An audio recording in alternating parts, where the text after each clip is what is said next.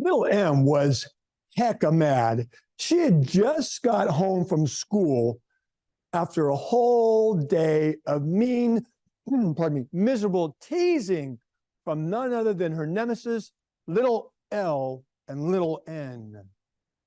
Little L said things to her like, "You're just a moody, mixed up mess."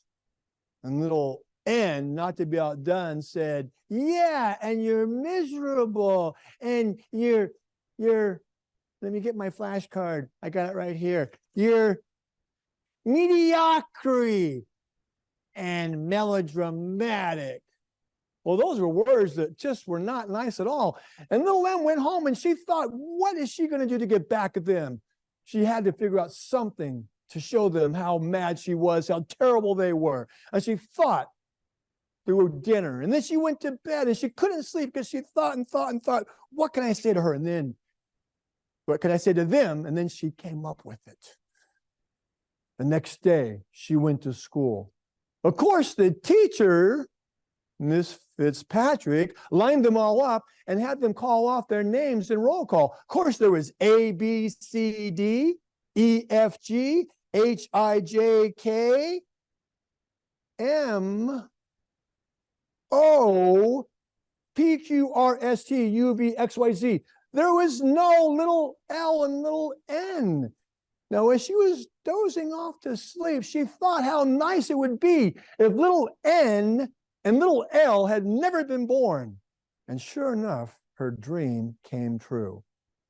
But unfortunately, that meant she couldn't tell them off because she was ready at recess to march up to little L and say, "You're just a loser, lousy, nobody." And then to march up to little N and say, "You're just a nincompoop, and you're a," I got my flashcard too, "you're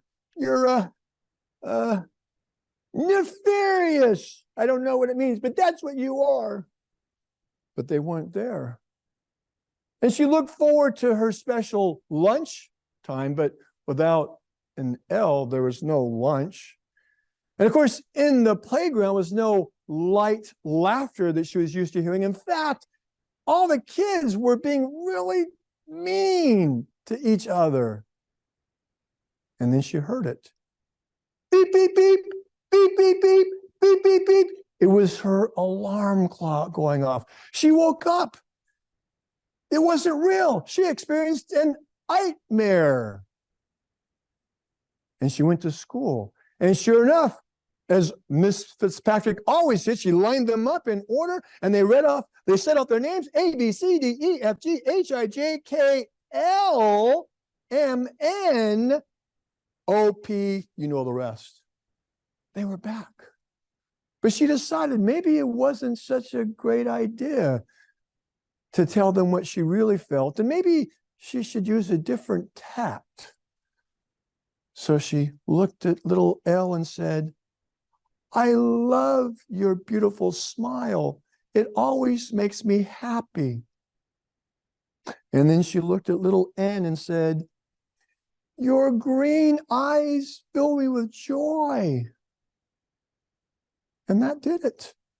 Just a few kind words suddenly changed their attitude. And from that point on, you could not separate L, M, N. They did everything together. They grew up and ended up doing marvelous things. And of course, you know, Miss Fitzpatrick, she said what they would all end up doing, and they did. Little L ended up becoming a line dance teacher, started franchises all over the nation. Little N, she started some special membership clubs.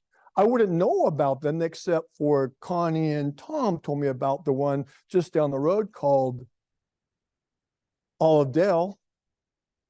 Oh, you didn't know that's the nudist colony. She was always a little naughty. And that's what happened with those three friends. Little M wanted me to remind you that you have the opportunity to use words that could be mean or malevolent, or you can use words that are magnificent.